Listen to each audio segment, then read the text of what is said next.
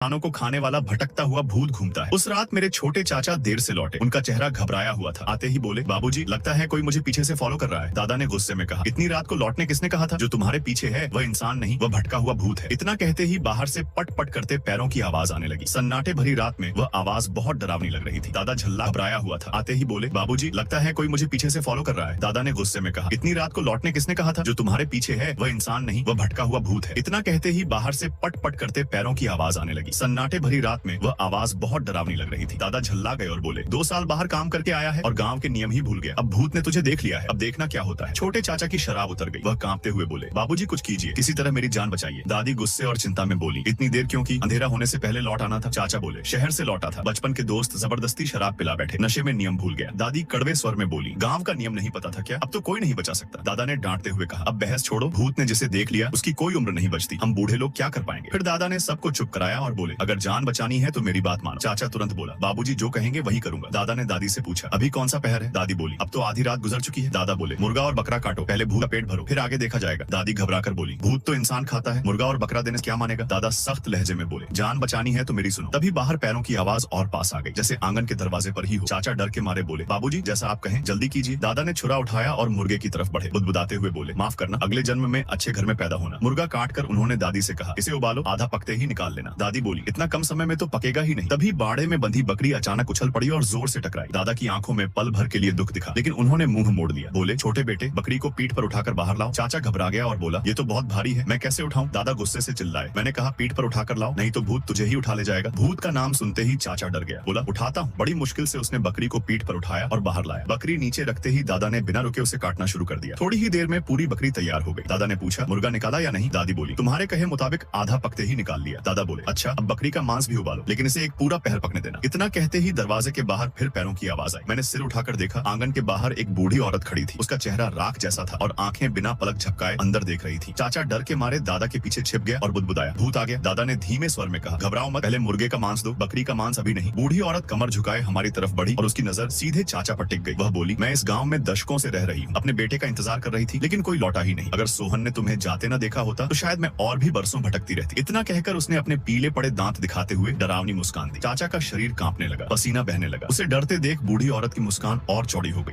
और वह धीरे धीरे दादा की ओर पास आ गई। वह बूढ़ी औरत हमसे लगभग 1 मीटर की दूरी पर आकर रुक गई और कराहती हुई बोली, बेटा मैंने दशकों से कुछ नहीं खाया है, पेट बहुत भूखा है, मुझे बस एक निवाला दे दो। छोटे चाचा के पैर डर से जवाब दे चुके थे। उनमें इतना भी हौसला नहीं बचा था कि वह उसके सवाल का जवाब दे सके। दादा ने तुरंत कहा, अरे बूढ़ी जल्दी से मुर्गे का मांस ले आ। दादी ने दादा की बात सुनते ही रसोई से मुर्गे का मांस निकाल कर ले आई। मांस में अभी खून झलक रहा था, वह पूरी तरह पका भी नहीं था। बूढ़ी औरत को देखते ही दादी की घबराहट साफ नजर आ रही थी। लोहे की परात पकड़ते हुए उसके हाथ कांप रहे थे। उसने जल्दी से पूरी परात मेज पर रखी और पीछे हट गई। मुर्गे का मांस देखते ही बूढ़ी औरत की आंखों में अजीब सी चमक आ गई, जैसे हरी रोशनी जल उठी हो। वह जैसे ही आगे बढ़ने वाली थी, दादा ने झटके से परात को जमीन पर गिरा दिया। बूढ़ी औरत का चेहरा पल भर में बदल गया और वह घूर कर दादा को देखने लगी। दादी डर के मारे बोली, अरे जी जान से मारना है क्या? वह तो इंसान खाने वाला भूत है। दादा ने ठंडे स्वर में कहा, जानवर मेज पर बैठकर नहीं खाते, यही गांव का नियम है। बूढ़ी औरत ने घृणा भरी नजर मुझ पर डाली और फिर जमीन पर झुककर मुर्गे के मांस को नोचने लगी। उसका हाल ऐसा था मानो कोई अनमोल चीज मिल गई हो। वह बीच बीच में इंसानों जैसी डरावनी हंसी हंसती रही। थोड़ी ही देर में उसने पूरा मुर्गा चट कर दिया, एक टुकड़ा भी नहीं छोड़ा। फिर वह उठी, अपना पेट थपथपाया और अजीब सी मुस्कान के साथ बोली, अभी भी भूख लगी है बेटा? घर का बकरी का मांस निकाल दो, 2-4 और खा लूं तो चली जाऊंगी। छोटे चाचा घबरा कर बोले, बाबूजी जल्दी से मांस दे दीजिए, बस इसे विदा कर दीजिए। दादा सख्त हो गए और बोले, क्या मेरी बात भूल गया? जब तक अगरबत्ती पूरी न जले बकरी का मांस नहीं दिया जाएगा। चाचा घबरा कर बोले, वह खुद कह रही है कि खाकर चली जाएगी। दादा बोले, नहीं, भूत सबसे बड़े झूठे होते हैं, वह तुझे फंसा रही है। इतना कहते ही बूढ़ी औरत अचानक छोटे चाचा के बिल्कुल पास आ गई। उसके मुंह से सर्द कर देने वाली हंसी निकल रही थी। उसने गर्दन लंबी करके चाचा के कान में फुसफुसाया, तेरा बाप स्वार्थी है, उसे तेरी जान की परवाह नहीं, उसकी मत सुन, वह तुझे मरवाना चाहता है। यह सुनते ही छोटे चाचा की आंखें सुन्न हो गईं। वह बिना कुछ बोले रसोई की तरफ चल पड़ा। बूढ़ी औरत वहीं खड़ी हंस रही थी, इतनी जोर से कि उसके कंधे तक हिल रहे थे। दादा घबरा गए और दौड़कर चाचा के सामने आ खड़े हुए। बोले, होश में आ जा, तू भूत के वश में आ गया है, वो तुझे मार डालेगा। लेकिन चाचा ने जैसे कुछ सुना ही नहीं। दादा और दादी दोनों ने मिलकर उसे रोकने की कोशिश की, मगर अचानक उसमें अजीब सी ताकत आ गई। एक झटके में उसने दोनों को परे कर दिया। वह रसोई में गया और कड़ाही से बकरी का मांस उठाकर ले आया। मांस से भाप उठ रही थी, उस पर अब भी खून की लकीरें थी। पास रखी अगरबत्ती अभी आधी ही जली थी। दादा चिल्लाए, रुक जा, अगरबत्ती अभी पूरी नहीं जली है। लेकिन चाचा ने किसी की नहीं सुनी। जैसे ही उसने मांस मेज पर रखा, बूढ़ी औरत ने झपट्टा मारकर मांस मुंह में भर लिया। उसी पल आधी जली अगरबत्ती अजीब तरह से बुझ गई। बूढ़ी औरत काली हंसती हुई मांस चबाती रही और हमें घूरती रही। दादा ने हमें खींचकर घर के अंदर कर लिया और दरवाजा जोर से बंद कर दिया। तभी छोटे चाचा जैसे होश में आए और घबरा कर बोले, बाबूजी क्या हुआ? सब ठीक तो है? दादा गुस्से से बोले, सब कुछ तेरी वजह से हुआ, तूने पूरे घर की जान खतरे में डाल दी। चाचा को कुछ भी याद नहीं था, दादी ने भारी सांस ली और बोली, अब बताइए क्या किया जाए। दादा ने गंभीर स्वर में कहा, वह भूत दशकों से गांव में भटक रहा है, अपने बेटे को ढूंढ रहा है। अगर हम उसे उसका बेटा ढूंढने में मदद कर दें तो सब खत्म हो जाएगा। दादी बोली, अंधेरी रात में उसका बेटा कहाँ ढूंढेंगे। दादा बोले, आज रात वह 3 बार दरवाजा खटखटाएगा। पहली बार वह छोटे बच्चों में से एक को बुलाएगा ताकि उसके बेटे के कपड़े ढूंढ सके। दादी घबरा गई और बोली, नहीं, वो बच्चा तो सिर्फ 6 साल का है, उसे बाहर नहीं भेज सकते। दादा ने सिर हिलाकर कहा, नहीं, उसी को जाना होगा, तभी सबकी जान बचेगी। फिर दादा मेरे पास आए और बोले, डर मत, बस मेरी बात याद रखना, भूत तुझे कुछ नहीं कर पाएगा। मुझे रोना आ गया। मैं बोला, मुझे डर लगता है, मैं नहीं जाना चाहता। दादा ने धीरे से समझाया, तू उसे पीछे पहाड़ के श्मशान तक ले जाएगा, वहाँ एक पुराना रोने वाला कुआं है, उसी कुएं में लाल रंग के कपड़े हैं। आधे घंटे के भीतर वह कपड़ा लेकर वापस आना है। याद रखना, रास्ते में जो भी दिखे या सुनाई दे उससे बात मत करना। दादी कांपते हुए बोली, वह जगह बहुत अशुभ है, वहाँ कई लोग मरे हैं, बच्चा डर से मर जाएगा। डर से हालत खराब हो रही थी, मगर कोई और रास्ता नहीं था, सिर्फ मुझे ही जाना था। दादी घबरा कर बोली, क्या कोई और तरीका नहीं है, दरवाजा बंद करके अंदर ही रहें तो। दादा ने सिर हिलाया और कहा, नहीं, अगर दरवाजा नहीं खोला तो वह भूत खुद घुस आएगा और तब हम सब मारे जाएंगे। तभी दरवाजे पर जोर जोर से खटखटाने की आवाज आई। बाहर से आवाज आई, बेटा, मेरे बेटे के कपड़े नहीं मिल रहे हैं, मैं चाहता हूँ कि छोटा बच्चा मेरी मदद करे। भूत की आवाज सुनते ही मेरी रीढ़ में ठंडक दौड़ गई। मैं डर के मारे 2 कदम पीछे हट गया। दादा ने मुझे धीरे से समझाया, मत डर, मेरी बात याद रखना, उससे एक शब्द भी मत बोलना, तब तक वह तुझे कुछ नहीं कर पाएगा। कपड़े मिलते ही तुरंत लौट आना, रास्ते में बिल्कुल मत रुकना, वह चाहे कुछ भी कहे सुनना मत। समझ गया। मैंने डरते हुए सिर हिला दिया। दरवाजा थोड़ा सा खोला गया और मुझे बाहर धकेल दिया गया। मैंने जैसे ही ऊपर देखा, उस बूढ़ी औरत का डरावना चेहरा दिखा जो काली मुस्कान के साथ मेरी तरफ देख रही थी। मेरे पैर कांप गए और मैं वहीं जमीन पर बैठ गया। उसने मुझसे पूछा, बेटा, तुम कितने साल के हो। मुझे दादा की बात याद आ गई। मैंने तुरंत अपना मुंह ढक लिया ताकि आवाज न निकले। उसकी मुस्कान एकदम जम गई और उसकी नजर ऐसी हो गई जैसे मुझे कच्चा ही खा जाएगी। मैंने डरते डरते सिर झुकाया और तेजी से आंगन से बाहर की तरफ चल पड़ा। वह बूढ़ी औरत मेरे साथ साथ चलने लगी। उसकी आवाज अजीब और खोखली थी, सुनते ही रोंगटे खड़े हो जाते थे। वह बार बार पूछती रही, क्या तुझे पीछे पहाड़ का रास्ता पता है। मैंने नीचे जमीन की तरफ देखते हुए अनसुना कर दिया। अचानक उसने अपना हाथ मेरे कंधे पर रख दिया। मैं सिहर गया, दिल जोर जोर से धड़कने लगा, पूरे शरीर से पसीना छूट गया। वह बोली, अभी कितना दूर है, बस एक बार बोल दे, मैं तुझे घर भेज दूंगी, मैं खुद चली जाऊंगी। कहते हुए वह झुक आई। उसका चेहरा मेरे बहुत पास था। मैं उसकी तरफ देखने की हिम्मत नहीं कर पाया क्योंकि जमीन पर उसकी परछाई में एक अजीब सा सिर और अस्वाभाविक रूप से लंबी गर्दन दिख रही थी। वह रोते हुए बोली, मेरा बेटा उसी श्मशान में मरा था, उसे किसी ने मार दिया, मैं उसे दशकों से ढूंढ रही हूँ, क्या तू मुझे वहीं ले जा रहा है। उसकी रोने की आवाज सन्नाटे में और भी डरावनी लग रही थी। वह गिड़गिड़ाने लगी कि मैं उसे उसके बेटे के कातिल के घर तक ले चलूं, लेकिन मैंने एक शब्द नहीं बोला और चलता रहा। थोड़ी दूर देखने पर लगा कि बस 700-800 मीटर और बचे हैं। समय बहुत लग चुका था, इसलिए मैं हल्का सा दौड़ने लगा। वह भी पीछे से तेज हो गई और बोली, धीरे चल, मैं बूढ़ी हूँ। मैंने नहीं सुना और दौड़ता रहा, मगर अचानक बुरी तरह गिर पड़ा। वह मेरे पास खड़ी हंसने लगी और बोली, तुम दौड़ नहीं सकते, सिर्फ चल सकते हो। मैंने फिर कोशिश की मगर दोबारा गिर गया। वह फिर बोली, बस एक बात कह दो, मैं तुझे छोड़ दूंगी। उसकी आंखों में हरी सी चमक थी। मैंने दादा की बात याद रखी और चुपचाप आगे बढ़ता रहा। बहुत देर बाद आखिरकार श्मशान पहुंच गया। पीछे मुड़कर देखा तो वह बूढ़ी औरत गायब थी। मैं डरते डरते श्मशान में रोने वाले कुएं को ढूंढने लगा, लेकिन आसपास ऐसा कोई कुआं दिख ही नहीं रहा था। मुझे साफ याद था कि वह कुआं बड़ा और साफ दिखाई देता है, फिर अचानक गायब कैसे हो गया। मैं घबराकर पैर पटकने लगा। तभी मुझे किसी के कराहने की आवाज आई। सिर उठाकर देखा तो वही बूढ़ी औरत रोने वाले कुएं के पास खड़ी थी, करीब 7-8 मीटर दूर। उसका चेहरा विकृत था, आंखों में खतरनाक चमक थी और वह मुझे घूर रही थी। मेरी पीठ ठंडी पड़ गई। तभी समझ आया कि मैं भूत के भ्रम में फंस गया था। जैसे ही मैं कुएं की तरफ बढ़ने वाला था, जंगल से एक आदमी निकल आया और बोला, अरे मेरी कमर टूट गई, ये तो छोटा बच्चा है, इतनी रात को यहाँ क्या कर रहा है। मैं डर के मारे सिर हिलाने के अलावा कुछ नहीं कर पाया क्योंकि मैं बोल नहीं सकता था। वह आदमी फिर उस बूढ़ी औरत की तरफ देखने लगा और बोला, अम्मा, आप जानी पहचानी लगती हैं, आप यहाँ क्या कर रही हैं। बूढ़ी औरत ने दांत निकालकर अजीब सी मुस्कान दी। उसकी नजर उस आदमी पर ऐसे टिक गई जैसे भूखे जानवर की होती है। उस वक्त वह साफ साफ इंसान को खाने वाली थी। चेन दाफू भी दादी की अजीब हरकत समझ गया। वह घबराकर पहाड़ से नीचे की तरफ भागा। दादी के चेहरे पर एक डरावनी मुस्कान आ गई। वह बहुत धीरे धीरे चेन दाफू के पीछे चल पड़ी, जैसे उसका पीछा कर रही हो। मेरी पीठ पसीने से भीग गई। मैं जल्दी से रोने वाले कुएं के पास पहुंचा। कुएं के अंदर सच में एक लाल रंग का कपड़ा पड़ा था। मैंने उसे उठाकर देखा तो वह लाल रंग की खाल जैसी पोशाक थी, देखने में बहुत डरावनी। मैं वह खाल लेकर जल्दी जल्दी पहाड़ से नीचे उतरने लगा। इस बार दादी मेरे पीछे नहीं आई, इसलिए रास्ता कुछ आसान लगा। लेकिन जैसे ही मैं गांव के बाहर पहुंचा, दादी फिर सामने आ गई। उसके मुंह के कोनों पर खून लगा था और जमीन पर चेन दाफू के खून से सने कपड़े पड़े थे। मेरा दिल कांप उठा। मुझे यकीन हो गया कि चेन दाफू को दादी ने खा लिया है। मैं और तेज चलने लगा, सीधे घर की तरफ। दादी भी पीछे पीछे आ गई। वह बोली, छोटू, मेरा बेटा मर चुका है, बस ये एक कपड़ा बचा है, इसे मुझे दे दे, मैं इसे याद के तौर पर रखना चाहती हूँ। मैंने उस खाल को और कसकर पकड़ लिया और बिना रुके आगे बढ़ता रहा। तभी दादी मेरे सामने आकर खड़ी हो गई और ठंडी आवाज में बोली, छोटू, कपड़ा मुझे दे दे, दे देगा तो तुझे घर जाने दूंगी, नहीं दिया तो तुझे खा जाऊंगी। मैंने उसकी तरफ देखा तक नहीं और हिम्मत करके आगे बढ़ता रहा। अजीब बात यह थी कि जैसे जैसे मैं आगे बढ़ता, वह एक कदम पीछे हट जाती। मुझे समझ आ गया कि वह मुझे घर लौटने से रोकना चाहती है। मैं पूरी ताकत से दौड़ता हुआ घर की तरफ गया। जैसे ही मैं आंगन में घुसा, दादी रुक गई। वह दरवाजे के बाहर खड़ी मुझे घूरती रही जैसे किसी चीज का इंतजार कर रही हो। मैं दौड़कर घर के दरवाजे तक पहुंचा और जोर से खटखटाया। दरवाजा खुलते ही वह खून से भरा मुंह खोलकर मेरी तरफ झपट्टी। दादा ने मुझे खींचकर अंदर कर लिया और दरवाजा जोर से बंद कर दिया। मैं रोते हुए बोला, भूत, वह भूत है, उसने मुझे खाने ही वाला था। दादा बोले, रो मत, अब सुरक्षित हो। दादी घबराकर बोली, अब क्या होगा। वह अभी भी आंगन में है। दादा ने कहा, वह जल्दी ही दूसरी बार दरवाजा खटखटाएगी। इस बार वह मुझसे अपने बेटे के लिए चबूतरा बनाने को कहेगी। दादी बोली, उसका बेटा तो मर चुका है ना। दादा ने गंभीर आवाज में कहा, नहीं, वह झूठ बोल रही है, वह चाहती है कि उसका बेटा हमें खा जाए। इतने में बाहर फिर से दरवाजा पीटने की आवाज आई। बाहर से आवाज आवाज आई, बूढ़े मेरे बेटे के लिए एक पट्टिका बना दो, मैं नहीं चाहती कि वह भटकती आत्मा बने। दादा ने मुझसे कहा, उस लाल खाल को सुरक्षित रखो, कोई उसे छुए नहीं, मैं अभी आता हूँ। यह कहकर वह बाहर निकल गए और दरवाजा बंद कर दिया। मैंने देखा दादा गोदाम से लकड़ी का टुकड़ा और एक नुकीला चाकू ले आए। वह लकड़ी को तराशने लगे। दादी उनके पास खड़ी रोते हुए बोली, मेरा बेटा मारा गया, बता दो किसने मारा, तुमने देखा है? उसकी रोने की आवाज इतनी डरावनी थी कि मेरे कान सुन्न हो गए। दादा ने जल्दी जल्दी लकड़ी को पट्टिका के आकार में तराश दिया, फिर बोले, तेरे बेटे का नाम क्या है? दादी गुस्से में चिल्लाई, मेरा बेटा मारा गया, बता किसने मारा? उसकी आवाज से घर की खिड़कियां तक कांप गई। दादा ने पट्टिका को ऊपर उठाते हुए कहा, नाम नहीं बताया तो इसे तोड़ दूंगा। दादी घबरा गई और बोली, मत तोड़ो, बताती हूँ, मेरे बेटे का नाम लियू जू है, फलां साल फलां महीने फलां दिन पैदा हुआ था। यह सुनकर मैं सिहर गया क्योंकि उसका नाम मेरे छोटे चाचा जैसा ही था। दादा ने जल्दी से नाम तराश दिया, फिर वह पश्चिम वाले कमरे में गए और थोड़ी देर बाद वहाँ से एक ताबूत घसीटते हुए ले आए और दादी के सामने रख दिया। दादी बोली, मेरे बेटे की लाश भी नहीं मिली, ये ताबूत खाली है, मैं इसे भर सकती हूँ, लेकिन याद रखना इसमें ठीक 146 किलो और 3 तौल से ज्यादा या कम नहीं होना चाहिए। एक तौल भी इधर उधर हुआ तो मैं घर में घुसकर सबको मार दूंगी। ये कहते हुए उसकी आंखों में चालाक चमक थी और चेहरे पर भयानक मुस्कान। दादा ने गहरी आवाज में कहा, ठीक है, इंतजार कर। दादी ढाका लगाकर हंसी, उसकी शक्ल एकदम राक्षस जैसी हो गई। वह सचमुच इंसान खाने वाली आत्मा थी। दादाजी ने घर का दरवाजा खोल दिया। इस बार वह बूढ़ी औरत पीछे नहीं आई। दादी घबराकर बोली, आप ठीक तो हैं? दादाजी बोले, हाँ ठीक हूँ। दादी ने डरते हुए पूछा, उसने जो 146 किलो 3 तौल कहा था उसका क्या मतलब है? दादाजी ने गंभीर आवाज में कहा, स्तंभ, ये भूत आखिरी बार दरवाजा खटखटाएगा और इस बार तुम्हें लेने आएगा। ये सुनते ही मेरे छोटे चाचा कांपने लगे। नहीं, मुझे मत भेजो, मैं नहीं जा सकता, मुझे बहुत डर लग रहा है। दादाजी ने सख्त लहजे में कहा, जिंदा रहना है तो मेरी बात मानो और नियम के मुताबिक काम करो। चाचा रोते हुए बोले, मैं सच में नहीं कर सकता, मैं बाहर गया तो वह मुझे खा जाएगा, मुझे बचा लो। वह पूरी तरह डर के मारे मना कर रहे थे। दादाजी की आंखें घूमी, उन्होंने लाल रंग की वह खाल उठाई और मेरे शरीर पर पहना दी। दादी घबरा गई, ये क्या कर रहे हो? ये तो मरे हुए का कपड़ा है। दादाजी बोले, मुझे पता है, लेकिन इसी कपड़े से छोटे की जान बचेगी। उन्होंने कहा, जब भूत दरवाजा खटखटाएगा मैं इसे बाहर ले जाऊंगा, ये खाल पहनकर ये ताबूत में छिप जाएगा, भूत इसे नुकसान नहीं पहुंचा पाएगा क्योंकि इस पर उसके बेटे का कपड़ा होगा। दादी ने कांपती आवाज में पूछा, और हम? दादाजी बोले, हम बस इंतजार करेंगे। फिर बोले, नियम के मुताबिक तीसरी बार वह तुम्हें लाश उठाने बुलाएगा। लाश पीछे पहाड़ के सूखे कुएं में है, अगर लाश उठा ली गई तो सब बच जाएंगे, नहीं तो सब मरेंगे। चाचा चिल्लाए, मैं लाश नहीं उठाऊंगा। दादाजी बोले, फिर मरने को तैयार रहो। चाचा बोले, नहीं, मैं मरना नहीं चाहता। दादाजी ने तीखी नजर से देखा और चुप रहे। फिर दादाजी बोले, छोटे, अफसोस है कि तुम्हारा वजन 146 किलो 3 तौल नहीं है, इसलिए यह कपड़ा तुम्हारे किसी काम का नहीं। ये सुनते ही चाचा की आंखें फैल गई। उन्होंने कहा, लेकिन मेरा वजन तो पूरा है। मैं डरते हुए सिर हिलाता रहा। चाचा बोले, पिताजी कपड़ा मुझे पहनने दीजिए। दादाजी ने कुछ पल सोचा, फिर चुप रहे। चाचा ने खुद ही मेरे ऊपर से वह खाल उतार ली और पहन ली। लाल खाल उन पर बिल्कुल सही बैठी, जैसे उनके लिए ही बनी हो। दादाजी के होंठों पर हल्की मुस्कान आई। उन्होंने कहा, स्तंभ, ये तुमने खुद चुना है। चाचा ने कांपते हुए सिर हिला दिया। दादाजी बोले, जब भूत आएगा हम सब आंगन में रहेंगे, कोई बोलेगा नहीं। स्तंभ, तुम्हें खुद ताबूत में घुसना होगा। चाचा बोला, बस भूत धोखा खा जाए, सुबह हो जाए, फिर सब ठीक हो जाएगा। इतना कहते ही दरवाजे पर जोर जोर से दस्तक हुई। बाहर से आवाज आई, मेरे बेटे की लाश मिल गई है, पीछे पहाड़ के सूखे कुएं में है, उसे उठा लाने में मदद करो। दादाजी ने दरवाजा खोल दिया। आंगन में सिर्फ एक खुला हुआ ताबूत था और कुछ नहीं। हम सब बाहर आए। चाचा चुपचाप ताबूत के पास गया और अंदर लेट गया। दादाजी ने ढक्कन बंद कर दिया और खाली आंगन में कहा, लाश उठा ली गई है। इतना कहते ही सामने बूढ़ी औरत की परछाई उभर आई। दादाजी बोले, तुम्हारा बेटा मिल गया है। वह कुछ पल चुप रही, फिर बोली, ये नामुमकिन है। दादाजी बोले, लाश ताबूत में है, चाहो तो खोल कर देख लो। वह आगे बढ़ी और ताबूत खोल दिया। अंदर मेरे छोटे चाचा मरे पड़े थे। उन्होंने लाल खाल पहन रखी थी, आंखें खुली थी, लेकिन उनमें कोई भाव नहीं था, न डर न दर्द, बिल्कुल पुतले जैसे। बूढ़ी औरत बड़बड़ाई, ये नामुमकिन है, तुम लोगों ने चाल चली है। उसका शरीर कांपने लगा, धुंधला पड़ा, कुछ पल चमका और फिर पूरी तरह गायब हो गया। आप लोगों ने यहाँ तक वीडियो देखा उसके लिए धन्यवाद। कृपया सब्सक्राइब करें।